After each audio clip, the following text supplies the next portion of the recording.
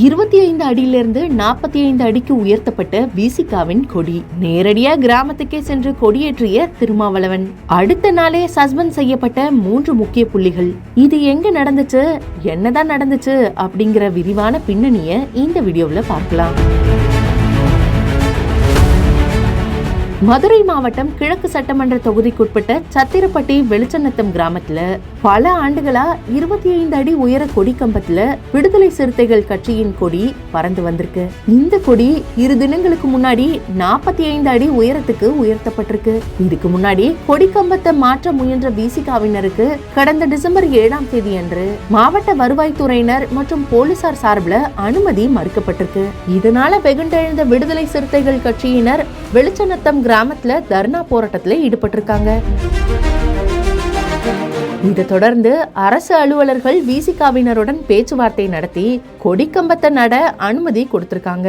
இதையடுத்து விசிகா தலைவர் திருமாவளவன் கடந்த டிசம்பர் 8ஆம் தேதி அன்று நேரடியா அந்த கிராமத்துக்கு சென்று விசிகா கொடியை ஏற்றி வைத்திருக்காரு. இந்த விவகாரம் பெரும் சர்ச்சையா வெடிச்ச நிலையில விசிகாவின் 45 அடி உயர கொடிக்கம்பம் நடுறதுல முறையா செயல்பட்டு கொடிக்கம்பம் நடுறதை தடுக்க தவறிய காரணத்துக்காகவும் சட்டம் ஒழுங்கு பிரச்சனை குறித்து முன்கூட்டியே கவனித்து நடவடிக்கை எடுக்க தவறியதா கூறி சம்பந்தப்பட்ட வருவாய் ஆய்வாளர் அனிதா, கிராம நிர்வாக அலுவலர் பரமசிவம் மற்றும் கிராம உதவியாளர் பழனியாண்டி ஆகியோர் பணியிடை நீக்கம் செய்யப்பட்டிருக்காங்க. மேலும் துணை தாசில்தார் ராஜேஷ் விளக்கம் பெறப்பட்டிருக்கக்கூடிய நிலையில அவரும் விரைவில் பணியிடை நீக்கம் செய்யப்பட இருக்கிறதா தகவல்கள் வெளியாயிருக்கு.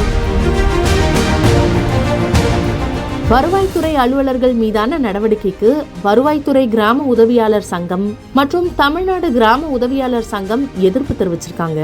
அலுவலர்கள் மீது எந்த நடவடிக்கையும் எடுக்கக்கூடாது அப்படின்னு மதுரை மாவட்ட ஆட்சியர் சங்கீதா மற்றும் மாவட்ட வருவாய் அலுவலர் சக்திவேலை சந்திச்சு வருவாய் அலுவலர்கள் சங்கத்தினர் நேற்று கோரிக்கை விடுத்திருக்காங்க. இருந்த போதும் இன்று கிராம நிர்வாக அலுவலர் மற்றும் கிராம உதவியாளர் சஸ்பெண்ட் செய்யப்பட்டிருக்காங்க.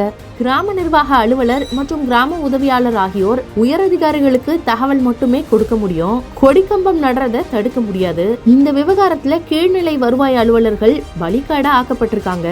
மேலும் அரசியல் கட்சியினர் புறம்போக்கு இடத்துல கொடிக்கம்பங்களை நடுறதுக்கு மாவட்ட நிர்வாகம் எந்த அனுமதியும் தரக்கூடாது, அரசியல் கட்சியினரும் அதிகாரிகள் கிட்ட தன்மையோடு நடந்துக்கணும் அப்படிங்கிற கோரிக்கையை விடுத்திருக்காங்க. எங்களுடைய கிராம உதவியாளருடைய பணி என்னன்னு கேட்டீங்கன்னா, அந்த கிராமத்துல எது நடந்தாலும் தகவல் கொடுக்கக்கூடிய பணி தான் எங்களுடைய பணி. அதையும் மீறி நாங்கள் அந்த கொடிக்கம்பு நடுவதற்கு தடுப்பதற்கான எல்லா அனைத்து வேலைகளையும் செய்தோம். ஆனால் அந்த வேலைகள்லாம் மீறி காவல்துறைக்கும் நாங்கள் தகவல் கொடுத்து காவல்துறையுமே அங்கே வந்து இருந்து யார் மேலே நடவடிக்கை எடுக்காமல் எங்கள் கிராம உதவியாளரை இன்னைக்கு பணி நீக்கம் பண்ணியிருக்காங்க. இது மிக மன வருத்தத்துக்குரியது. இது மதுரை மாவட்ட உயர் அலுவலர்களுடைய பணி நீக்கம் செய்யக்கூடிய சூழ்நிலை அது. ஆனால் ஒரு கடைநில ஊழியரான கிராம உதவியாளரோட இந்த வேலையை முடிச்சிடணும், இந்த ஃபைலை கோப்பை முடிச்சிடணுங்கிறக்காண்டி இந்த மாதிரி பண்ணியிருக்காங்க.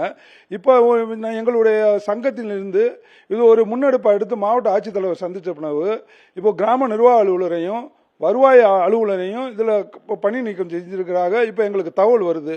ஆயினும் இது உயர் அலுவலர்கள் தான் இதில் முக்கியமாக அவங்களுடைய அதிகாரங்கள் தான் அங்கே நடக்கும். நாங்கள் ஒரு கிராம உதவியாளர் போய் சாதாரணமாக பொதுமக்களையோ நாங்கள் தகவல் கொடுக்கக்கூடிய பணி தான். அதனால இதை மாவட்ட நிர்வாகம் உடனடியாக இந்த தற்காலிக பணி நீக்கம் செய்ய வேண்டும் கேட்டுக்கொள்கிறோம்.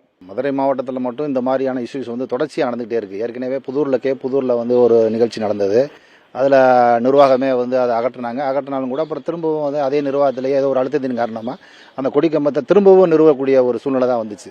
அதனால் என்னன்னு கேட்டால் ஏதோ ஒரு விதத்தில் ஒரு அரசியல் அழுத்தங்கள் இருந்துக்கிட்டே இருக்குது. அது யாருக்கு பலிகடாக்கப்படுறோம் அப்படின்னா வருவாய்த்துறை அலுவலர்கள் தான் தொடர்ச்சியாக பலிகடாக்கப்படுறோம். அதாவது நிர்வாகத்தில் ஏன் இதை பண்ணலை அப்படின்னு கேட்கும்போது இந்த மாதிரி இவங்க சரியாக பண்ணலை, அந்த ஊழியர்கள் சரியாக நடவடிக்கை எடுக்கல, அதனால அவங்க பண்ணிட்டாங்க, அப்போ நாங்கள் அவங்க மேலே நடவடிக்கை எடுத்துட்டோம் அப்படின்னு சொல்லிட்டு இதை மூடி மறைக்கக்கூடிய ஒரு வேலையாக தான் இந்த அரசாங்கம் பண்ணிக்கிட்டு இருக்கு.